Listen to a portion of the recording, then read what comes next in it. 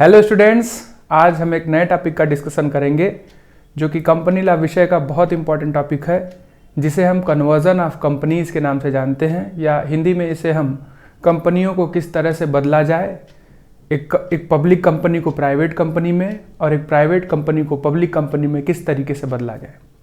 जैसा कि हम लोगों ने अपने पिछले क्लास में डिस्कशन किया था कि क्या डिफरेंस होता है एक पब्लिक कंपनी और प्राइवेट कंपनी के बीच में, और मैंने आपसे ये भी बोला था कि इससे हमारा एक और टॉपिक डील हो जाएगा जो कि कन्वर्जन वाला टॉपिक है।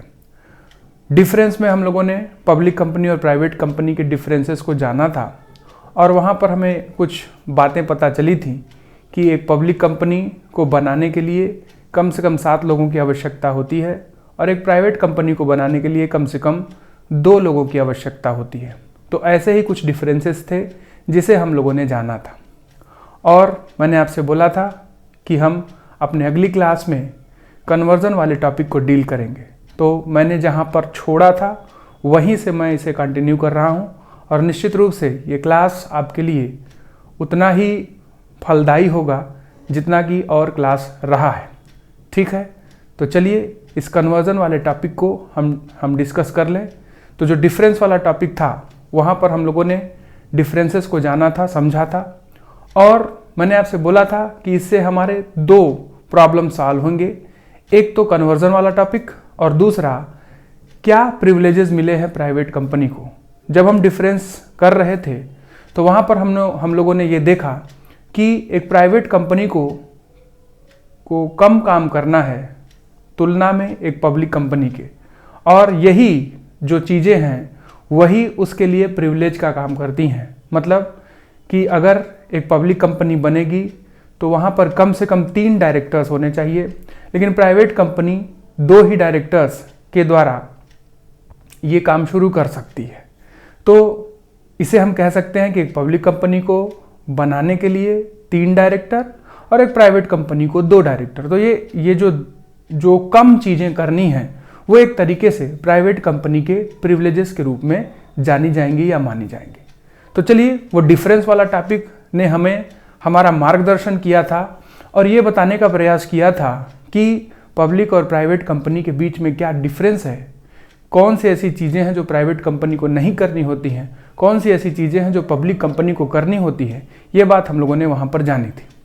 आज हम जिस टॉपिक का डिस्कशन कर रहे हैं उस टॉपिक को अभी, जैसा कि मैंने आपको बताया, कन्वर्जन ऑफ कंपनीज के नाम से जाना जाता है। Conversion of public company into private and private into public. ऐसी नौबत क्यों आती है? क्यों कोई एक कंपनी जब पहले पब्लिक कंपनी के रूप में बन गई और वो अपने आप को प्राइवेट कंपनी में बदलना चाहती है, कन्वर्ट करना चाहती है, या कोई प्राइवेट कंपनी जो कि अपने आप को पब्लिक कंपनी में बदलना चाहती है, ऐसी नौबत क्यों आती है? ये आपको इससे भी महसूस होता होगा कि जो प्राइवेट कंपनी का वर्क है वो थोड़ा लिमिटेड है, कम है, और जो पब्लिक कंपनी का वर्क है वो थोड़ा ज़्यादा है। कोई कंपनी पब्लिक कंपनी के रूप में इस्टेब्लिश हुई लेकिन उसने अपने ऑब्जेक्टिव्स नहीं अचीव किए, तो वो अपना बिजनेस का साइज जो है वो कम करना चाहती है, तो इस वजह से वो अपने आप को प्राइवेट कंपनी में बदलना चाहती है। और कोई इसके जस्ट अपोजिट, कोई कंपनी जिसने अपने सारे बिजनेस टारगेट अचीव किए, अब वो अपने बिजनेस का एक्सपेंशन करना चाहते हैं, तो उन्होंने पहले प्राइवेट कंपनी के रूप में अपने आप को डेवलप किया, अब वो अपने आप को पब्लिक कंपनी के रूप में या सार्वजनिक कंपनी के रूप में बदलना चाहते हैं। तो ये कन्वर्जन किस तरीके से होगा? जैसा कि हम लोगों ने जाना है कि कंपनीज एक्ट के कुछ रूल्स और रेगुलेशंस होते हैं जिसे कंपनियों को फॉलो करने होते हैं। ठीक उसी तरीके से कोई भी कंपनी ऐसे ही नहीं बदल जाएगी। उसे बदलने के लिए कुछ formal set of rules and regulations हैं जिसे उसे फॉलो करना पड़ता है। और जब हम कन्वर्जन की बात करते हैं तो इंडियन कंपनीज एक्ट 2013 का सेक्शन 14 मतलब धारा 14 यहाँ पर अप्लाई होती है, और सेक्शन 14 के कुछ प्रोविजंस हैं जिनको कन्वर्जन के दौरान फॉलो किए जाते हैं।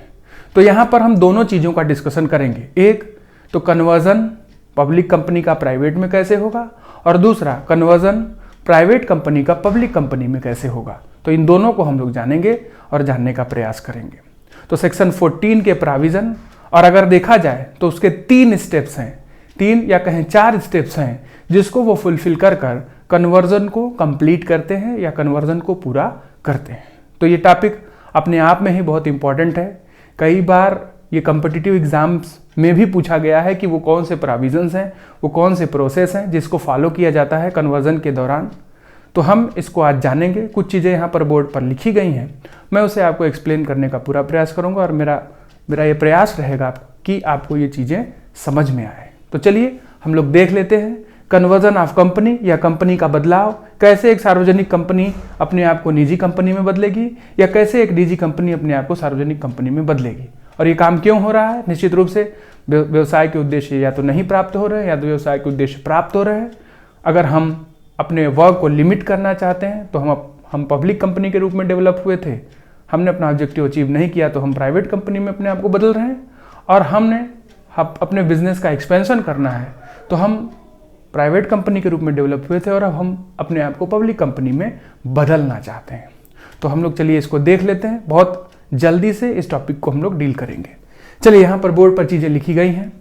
तो कन्वर्जन ऑफ कंपनी मतलब कंपनियों का बदलाव या परिवर्तन, public company into private company. सबसे पहले हम इसे देखेंगे कि एक पब्लिक कंपनी को या एक सार्वजनिक कंपनी को किस तरीके से निजी कंपनी में बदला जाएगा या उसे रूपांतरित किया जाएगा। हम लोगों ने जब मेमोरेंडम वाला टॉपिक पढ़ा था तो वहाँ पर भी मैंने आपको एक बात बताई थी कि मेमोरेंडम बन जाने के बाद उसमें चेंज होते हैं, परिवर्तन होते हैं। आर्टिकल्स बन जाने के बाद उसमें भी चेंज होते हैं, परिवर्तन होते हैं। किसी भी कंपनी को चलाने के लिए मेमोरेंडम और आर्टिकल्स उसके दो सबसे इंपॉर्टेंट डॉक्यूमेंट होते हैं। तो अगर कोई बदलाव होता है तो सबसे पहले इनमें भी बदलाव करना होता है। मतलब अगर कोई पब्लिक कंपनी अपने आप को प्राइवेट कंपनी में बदल रही है तो अपने आर्टिकल्स ऑफ एसोसिएशन का मैंने आपको बताया था कि internal rules and regulation of company होते हैं, और कंपनी अगर कोई चेंज अपने रूल में करती है तो सबसे पहले आर्टिकल में वो चेंज वो इम्प्लीमेंट करेगी। मतलब वहाँ बदले फिर उसके बाद बदलाव हो जाएगा। तो चलिए हम लोग देख लेते हैं। सबसे पहले पब्लिक कंपनी को प्राइवेट में कैसे बदला जाएगा। Section 14 of companies act 2013 lays down the following procedure for conversion. तो अभी मैंने आपको बताया कि धारा 14 या section 14 of Indian companies act 2013 has provided the procedure of conversion of companies. तो सबसे पहला हमारा है पब्लिक कंपनी को प्राइवेट कंपनी में कैसे बदला जाएगा। सबसे पहला वर्क या इस प्रोसीजर का सबसे पहला काम स्पेशल रेजोल्यूशन मतलब एक विशेष प्रस्ताव पारित किया जाएगा। क्या होता है स्पेशल रेजोल्यूशन, इसे भी मैं बताऊंगा अभी, पहले इसको हम लोग देख लेते हैं। A special resolution shall be passed authorizing the conversion of public company into private company, altering the articles so as to follow the restrictions contained in section 2 subsection 68। ठीक है, तो इस प्रोसीजर का सबसे पहला काम कंपनी अपने एक स्पेशल रेजोल्यूशन पास करेगी। स्पेशल रेजोल्यूशन क्या होता है। रेजोल्यूशन कई प्रकार के होते हैं, मोस्टली दो प्रकार के होते हैं, जनरल रेजोल्यूशन और स्पेशल रेजोल्यूशन। जनरल रेजोल्यूशन मतलब कुछ सामान्य तरीके के कार्यों के संदर्भ में जनरल रेजोल्यूशन पास किए जाते हैं और कुछ विशेष तरीके के बदलाव के संदर्भ में स्पेशल रेजोल्यूशन पास किए जाते हैं। आपको मैंने बताया था कंपनी लोकतंत्री तरीके से चलती है। कंपनी में सारे डिसीजन वोट के आधार पर लिए जाते हैं और ज़्यादातर decision share holders, board of directors के वोट्स के आधार पर लिए जाते हैं। ज़्यादातर शेयर होल्डर्स के वोट्स के आधार पर लिए जाते हैं। तो मैंने आपको बताया था स्पेशल रेजोल्यूशन का क्राइटेरिया क्या होता है कि मान लीजिए कंपनी में 100 मेंबर हैं या 100 शेयर होल्डर हैं, तो स्पेशल रेजोल्यूशन पास करने के लिए मतलब उस रेजोल्यूशन के फेवर में जितने लोग होंगे तो उसे 75% वोट मिलना चाहिए, मतलब उनका साथ मिलना चाहिए, उसके फेवर में 75% लोग होने चाहिए, तभी वो रेजोल्यूशन स्पेशल रेजोल्यूशन मानकर उसे पास किया जाएगा। ठीक है, तो जैसे एक कंपनी को अपने आपको बदलना है तो सबसे पहला काम उन्हें सभा बुलानी पड़ेगी, मीटिंग कॉल करनी पड़ेगी और इस मीटिंग में स्पेशल रेजोल्यूशन पास करना पड़ेगा, क्योंकि ये स्पेशल नेचर का वर्क है, ये जनरल नेचर का वर्क नहीं है कि एक कंपनी अपने आप को बदल रही है, पब्लिक कंपनी प्राइवेट में बदल रही है, तो जनरल नेचर का वर्क नहीं है, ये एक बड़ा चेंज है और इसके लिए स्पेशल रेजोल्यूशन पास किया जाएगा। तो आउट ऑफ 175 मेंबर्स का फेवर या उसके साथ वोट उनका होना चाहिए, तभी ये कन्वर्जन जो है किया जाएगा, अन्यथा ये कन्वर्जन एग्जीक्यूट नहीं किया जाएगा। और जनरल रेजोल्यूशन पास करने के लिए वोटिंग क्राइटेरिया होता है 51% और 49, मतलब 51% वोट भी मिल गया तो ऐसे रेजोल्यूशन जो है पास कर दिए जाएंगे। लेकिन स्पेशल रेजोल्यूशन के लिए 75% वोट, मतलब 1/3 जो है नंबर ऑफ पीपुल जो है उसके फेवर में होने चाहिए, तभी इसे पास किया जाएगा, नहीं तो नहीं किया। मान लीजिए 74 हो गया, 74 हो गया या 72 हो गया, तो भी इसे पास नहीं किया जाएगा। 75 प्लस या 76 या 77% होगा, तभी इस रेजोल्यूशन को एग्जीक्यूट किया जाएगा। तो मुझे लगता है कि आपको रेजोल्यूशन समझ में आ गया होगा। प्रस्ताव, स्पेशल विशेष प्रस्ताव और साधारण प्रस्ताव। विशेष बातों के लिए विशेष प्रस्ताव 75% वोट्स और साधारण बातों के लिए साधारण प्रस्ताव 51% वोट फेवर में होने चाहिए, तभी ऐसे प्रस्ताव पास किए जाते हैं। तो special resolution shall be pass authorising the conversion of public company, मतलब सबसे पहले कंपनी में एक सभा बुलाकर विशेष प्रस्ताव को पास किया जाएगा कि कंपनी बदलने वाली है इनटू प्राइवेट कंपनी, अपने आप को निजी कंपनी में बदलने वाली है। Altering the articles so as to follow the restrictions contained in section 2 subsection 68।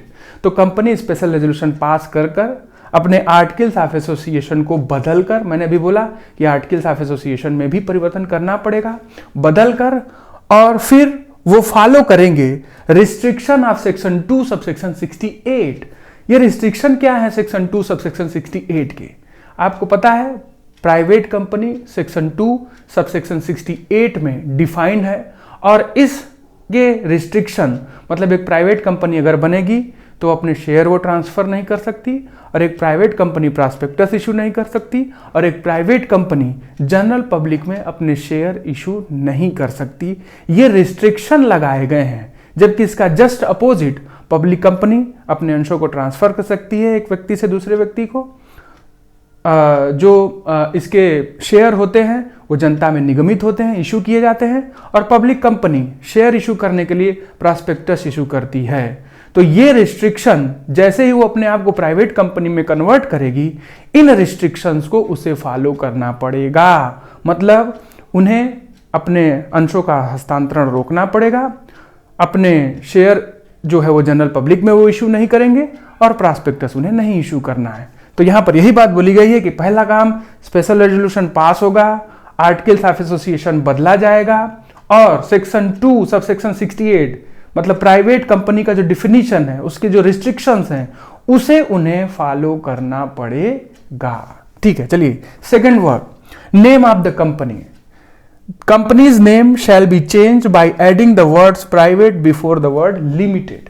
तो हाँ, जैसे ही एक पब्लिक कंपनी अपने आप को प्राइवेट कंपनी में बदलेगी, उसे अपना नाम भी बदलना पड़ेगा, और नाम के आगे केवल जब प्राइवेट कंपनी बनती है तो उसके नाम के आगे प्राइवेट लिमिटेड लिखा हुआ होता है। तो इस प्राइवेट शब्द को उन्हें हटाना पड़ेगा। अगर पब्लिक कंपनी प्राइवेट कंपनी में कन्वर्ट हो रही है तो इस प्राइवेट शब्द को उन्हें जोड़ना पड़ेगा। किस शब्द के आगे? लिमिटेड शब्द के आगे। जैसे Ram and Shyam company private limited, ठीक है, तो इसको जोड़ना पड़ेगा। पहले वो लिमिटेड कंपनी थे, लेकिन अब कन्वर्ट होके वो क्या हो गए?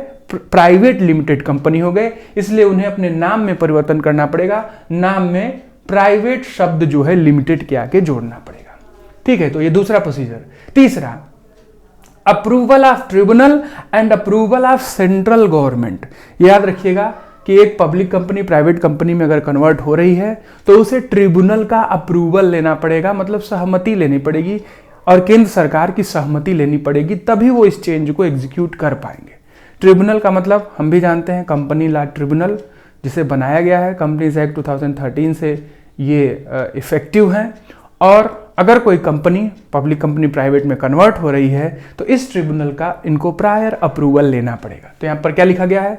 Section 14 subsection 1 of the Companies Act 2013 provides that any alteration made in the articles which has the effect of converting a public company into private company shall have effect unless such alteration has been approved by the tribunal, and the tribunal shall make such order as it may deem fit। तो वही बात जो मैंने आपसे बताई कि अगर एक पब्लिक कंपनी को प्राइवेट में कन्वर्ट होना है तो उन्हें ट्रिब्यूनल से अनुमति लेनी पड़ेगी। अनुमति देगा ट्रिब्यूनल उनको, अगर दे देगा तब वो इस कन्वर्जन को एग्जीक्यूट कर पाएंगे, अन्यथा वो अपने आप को बदल नहीं पाएंगे। ठीक है, और लास्ट इस प्रोसीजर का last element filing with the registrar, मतलब जो भी डॉक्यूमेंट आपने कन्वर्जन के तैयार किए हैं, कर लिया है, उसे उस राज्य के रजिस्ट्रार के पास आपको जमा करना पड़ेगा। तो देख लेते हैं इसको। A copy of the approval along with a printed copy of the Altered articles are to be filed with the registrar within a period of 15 days in the prescribed manner and the registrar shall register the same। ठीक है, तो यहां पर बोला गया है कि इस अप्रूवल की एक कॉपी, प्रिंटेड कॉपी, अप्रूवल की कॉपी, उसके साथ जो आर्टिकल्स ऑफ एसोसिएशन जिन्हें परिवर्तित किया गया है उसकी एक प्रिंटेड कॉपी, अप्रूवल होने के 15 दिन के अंदर इसे उन्हें रजिस्ट्रार के पास जमा करना पड़ेगा, सबमिट करना पड़ेगा या रजिस्टर करना पड़ेगा। और यह प्रोविजन बना है सेक्शन 14 सब सेक्शन 2 के अंतर्गत। सेक्शन 14 सब सेक्शन 1 के अंतर्गत उन्हें अप्रूवल लेना होगा और सेक्शन 14 सब सेक्शन 2 या सब क्लास 2 के अंतर्गत उन्हें सारे डॉक्यूमेंट को रजिस्ट्रार के पास सबमिट करना पड़ेगा या जमा करना पड़ेगा। तो ये 4 प्रोसीजर हैं जिसे एक पब्लिक कंपनी अगर अपने आप को प्राइवेट कंपनी में कन्वर्ट कर रही है तो उसे फॉलो करना पड़ेगा। बहुत जल्दी से हम दूसरा वाला कन्वर्जन भी देख लेते हैं कि एक प्राइवेट कंपनी कैसे अपने आप को पब्लिक कंपनी में बदलेगी। तो डिफरेंस वो याद रखिएगा, जो डिफरेंस आपको बताया गया था वो उन्हीं से या उसी से हम इसको जो है डील कर रहे हैं या समझ रहे हैं, क्योंकि वहां पर आपको सारे डिफरेंसेस बता दिए गए थे। अगर प्राइवेट में बदलेंगे तो क्या अप्लाई करना पड़ेगा और पब्लिक में बदलेंगे तो क्या अप्लाई करना पड़ेगा। तो चलिए, यहां पर भी सेम वही प्रोसीजर फॉलो होता है जो कि conversion of public company into private में फॉलो होता है। तो यहां पर भी वही बात, according to section 14 of the companies act 2013, मतलब सेक्शन 14 यहां भी लागू होता है, can be converted into public company by undertaking following steps. मतलब एक प्राइवेट कंपनी अगर अपने आप को पब्लिक कंपनी में बदलना चाहती है तो उसे सेक्शन 14 के प्रोविजन को फॉलो करने पड़ेंगे या स्टेप्स को फॉलो करने पड़ेंगे। सबसे पहला काम यहां भी स्पेशल रेजोल्यूशन उन्हें पास करना पड़ेगा।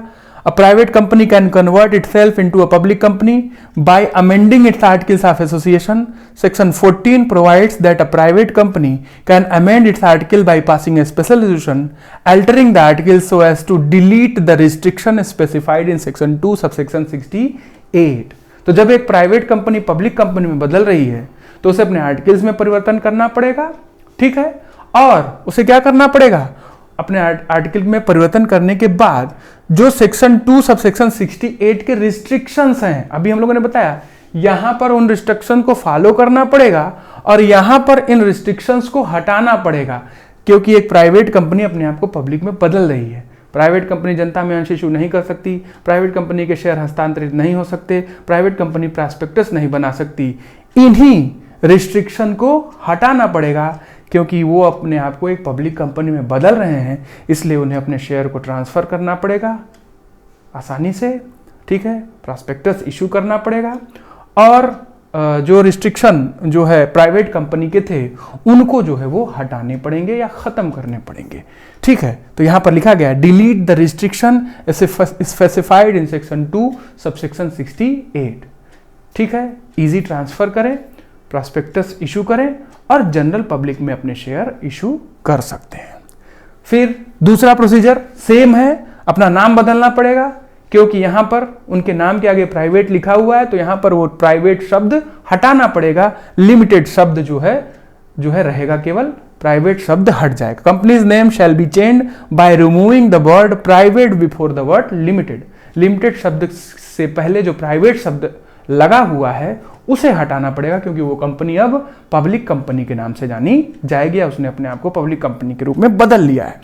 यहां भी अप्रूवल लेना पड़ेगा ट्रिब्यूनल का और सेंट्रल गवर्नमेंट का, केंद्र सरकार और कंपनी लॉ ट्रिब्यूनल का, और ठीक उसी तरीके से रजिस्ट्रार के समक्ष अल्टर्ड आर्टिकल्स ऑफ एसोसिएशन की कॉपी और अप्रूवल जो लिया गया है सेंट्रल गवर्नमेंट से और कंपनी लॉ ट्रिब्यूनल से अप्रूवल लेने के 15 दिन के अंदर रजिस्ट्रार या कंपनी रजिस्ट्रार के पास उस कॉपी को सबमिट करना पड़ेगा या जमा करना पड़ेगा। तो आपने देखा 4 प्रोसीजर हैं, चाहे एक पब्लिक कंपनी प्राइवेट में बदले, चाहे एक प्राइवेट कंपनी पब्लिक में बदले। एकदम आसान है, आप इस तरीके से भी याद कर सकते हैं। सेक्शन 14 के प्रोविजन है, स्पेशल रेजोल्यूशन पास होगा, आर्टिकल्स ऑफ एसोसिएशन में अमेंडमेंट होगा और डॉक्यूमेंट जो है वो रजिस्ट्रार को जमा किए जाएंगे अप्रूवल के 15 दिन के अंदर। मतलब एक अप्रूवल भी लेना पड़ेगा सेंट्रल गवर्नमेंट से और नेशनल कंपनी लॉ ट्रिब्यूनल से। तो मेरे ख्याल से आपको ये टॉपिक समझ में आया होगा। हम ऐसे ही आगे भी अपना कंपनी लॉ विषय के नेक्स्ट टॉपिक का डिस्कशन कंटिन्यू रखेंगे।